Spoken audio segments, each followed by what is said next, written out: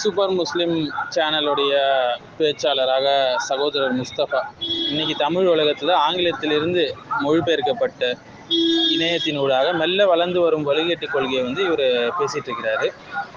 குறிப்பாக 12-13 வழிகேடுகளை சுட்டி காட்டிடலாம் என்னென்னு.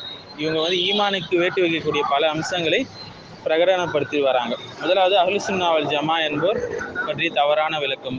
அடுத்தது 2050க்குள்ள தஜ்ஜாலுடைய வருகை, யாஜூஜ் மாஜூஜ் வெளிப்பட்டு விட்டார்கள், அடிமை தன் எஜமானியை பெற்றெடுப்ப என்ற டெஸ்ட் பேபி தான் குறிக்குது, நபிமார்களின் தாவா கிலாஃபத்தை நோக்கி இலக்காக கொண்டது, ஷைத்தானின் கொம்பு என்பது சவுதியின் எழுச்சி, இப்படியெல்லாம் வளரிட்டு இருக்கிறாங்க.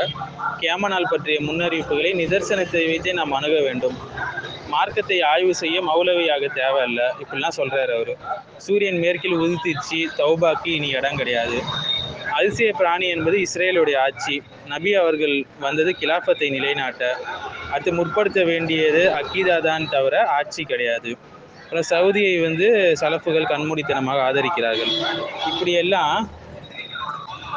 அடுத்தது இஸ்லாமிய வரலாறு தெரியாமல் வளர்றது, இளைஞர்களை கவர் பண்ணுற மாதிரி டாப்பிக்லாம் போடுறது, வழிகேடான டாப்பிக்களை வழிகேடை பரப்புறது, இது போன்ற வழிகேடர்களை விட்டும் உம்மத்து தூரமாக இருக்கணும்.